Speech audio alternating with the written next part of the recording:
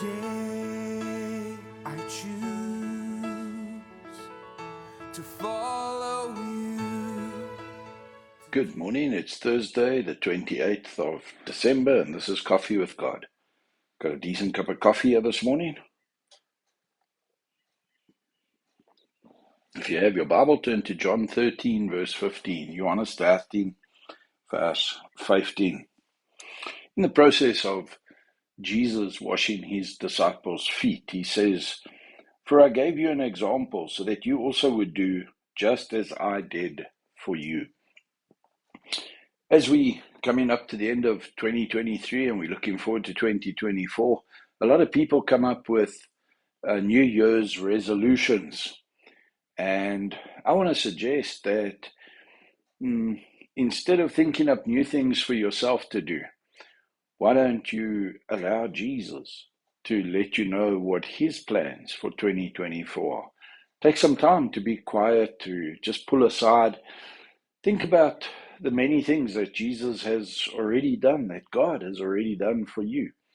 And then start thinking about, well, not only should I witness, not only should I testify, not only should I be able to talk about these things, but I can also live these things out. And here the context is he served the need of his disciples in a role that none of them really wanted to take on. And as you start praying and getting excited for 2024, why don't you consider taking on a role that other people are not really wanting to take on? Consider being the reconciler. Consider being the one who seeks to serve. Consider being the one who meets the need to the best of your ability and in the circumstances. Be the one who's willing to be the least, and be the one who sees the other person for how God sees them, not how they see themselves and not how you want them to be in your presence. In other words, don't manipulate people into being, helping, doing what you want them to do.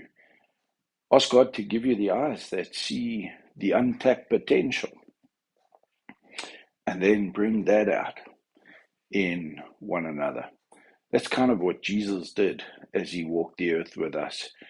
He looked at lepers, he looked at lame, he looked at blind, he looked at dead, and he called out the life, the sight, the ability, the hearing in them. And people were left in a more fuller and better condition after having spent time with Jesus. Now that's all physical, but we can make an emotional, we can make a intellectual, we can make a spiritual difference as well as a physical from time to time. Be led by the Spirit. And what does our verse say? For I gave you an example so that also you would do just as I did for you. May that be something to think about as you begin to prepare your heart and your mind for 2024. Have a wonderful Thursday.